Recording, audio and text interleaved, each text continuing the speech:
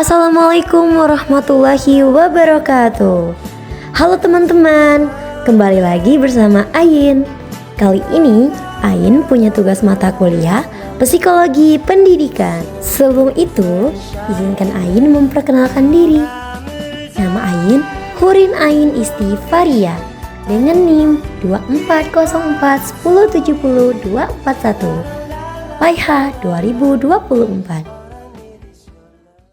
Jadi pada tugas mata kuliah Psikologi Pendidikan ini yaitu berupa wawancara. Wawancaranya dengan tema yang telah disampaikan pada pemateri waktu di kelas. Ayin memilih materi yaitu perbedaan individu.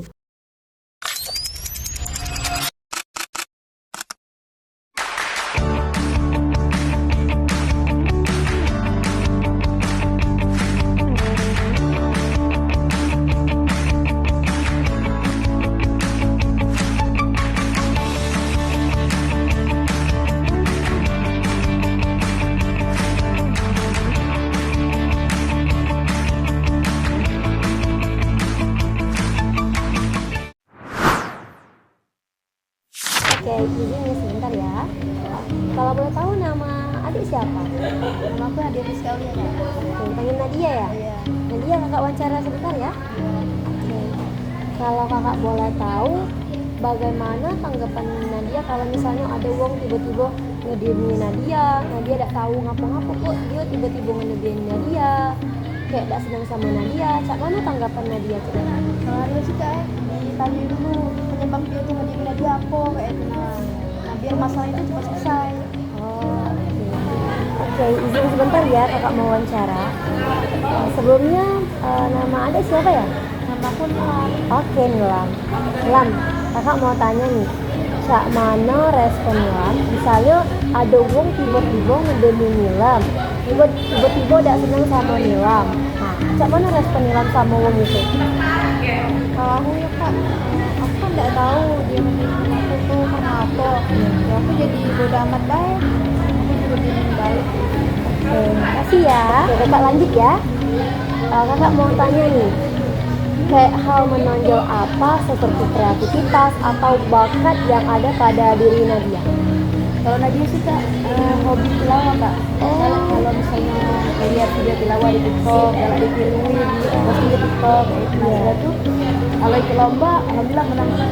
Wah, terima kasih. Kalau kakak boleh tahu, hal menonjol apa kayak kreativitas atau bakat yang ada pada diri Nilam? Kalau aku seni kak, aku sering hobi menggambar, melukis, jadi aku sering ikut lomba ataupun pameran seni ya, ambilkan lukisan-lukisan ataupun kaligrafi aku. Nadia, kalau kakak boleh tahu nih, kan Nadia ini sudah besar ya, sudah tahu gen ibu sama gen ayah. Kalau menurut pendapat Nadia ikut gen ibu atau gen ayah dari postur badan? Ibu, postur badan gen ibu. Oke, kasih Nilam. Kalau kakak boleh tahu nih, karena Nilam sudah besar juga kan, tahu kan gen ibu sama gen ayah.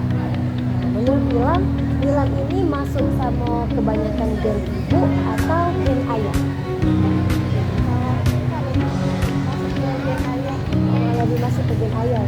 Terima kasih ya. Ini untuk pertanyaan terakhir ini ya.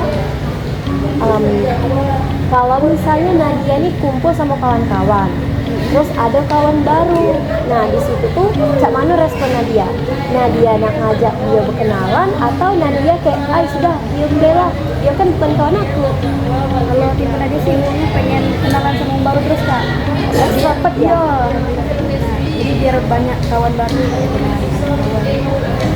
Berarti Nadia ini lebih ke ekstrovert. Iya. Kasih ya. Oke Nilam, ini pertanyaan terakhir ya. Cak mana respon Nilam? Misalnya Nilam ini kumpul sama kawan-kawan Nilam, tiba-tiba kawan Nilam ini ada kawan baru.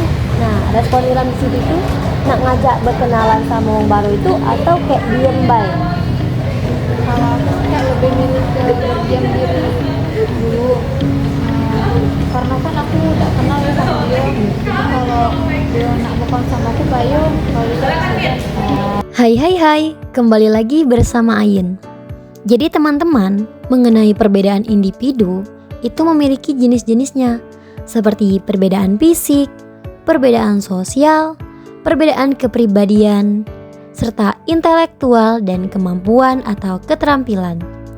Nah, dari hasil wawancara yang Ayin lakukan tadi, dari pertanyaan-pertanyaan yang telah Ayin berikan, dua orang tersebut memberikan pernyataan dan dapat Ayin simpulkan mulai dari perbedaan dari kepribadian, fisik, dan juga intelektual. Dari orang pertama, menyatakan bahwa kepribadiannya lebih perasa dan sangat memperdulikan orang di sekitarnya. Sedangkan orang yang kedua tadi, dia tidak memperdulikan orang atau bodoh amat akan orang berpendapat tentang dirinya. Kemudian dari segi intelektual, mereka memiliki kemampuan yang berbeda dan memiliki kemampuan di bidang masing-masing. Seperti orang yang pertama, dia merasa lebih bisa pada bagian seperti tilawah, karena hal tersebut masuk dalam hobinya. Dari hobinya tersebut, dia dapat menguasai dan kemampuannya berada di sana. Sedangkan orang yang kedua lebih menguasai di bidang kesenian. Lalu untuk pernyataan selanjutnya, yaitu dari segi fisik.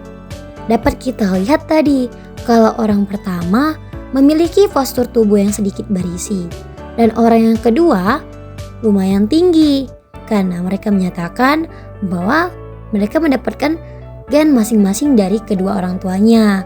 Orang pertama dari ibunya, orang kedua dari ayahnya.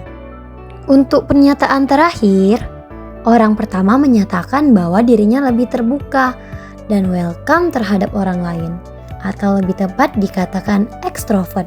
Sedangkan orang yang kedua menyatakan sulit untuk berbaur dan tidak terlalu terbuka diri. Bisa dikatakan introvert. Serta dapat kita ketahui, adapun faktor-faktor penyebab perbedaan individu. Yang pertama ialah faktor keturunan, kemudian yang kedua ialah faktor lingkungan. Jadi dari dua faktor ini dapat membuat perbedaan individu. Dalam faktor lingkungan atau keluarga terdapat dua jenis. Yang pertama lingkungan statis, yang kedua lingkungan dinamis. Kalau lingkungan statis yang dimana lingkungan fisik yang cenderung tetap seperti iklim, alam, geografis, dan lain sebagainya, yang memberi pengaruh pada perkembangan individu. Sedangkan dinamis ialah lingkungan yang sering berubah-ubah seperti pada keluarga, lingkungan teman, lingkungan sekolah, lingkungan dekat rumah, dan lain sebagainya, yang berperan dalam membentuk sikap, karakter, nilai dalam diri seseorang. Nah, jadi dua orang yang telah saya wawancara tadi sudah terlihat jelas setiap individu itu tidaklah sama. Bahkan anak kembar pun memiliki suatu perbedaan, misalnya dari segi kemampuan belajar dan kemampuan kognitifnya.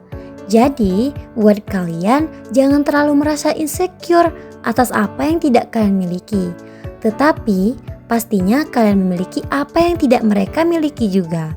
Semangat! Jangan lupa bersyukur. Bye-bye teman-teman.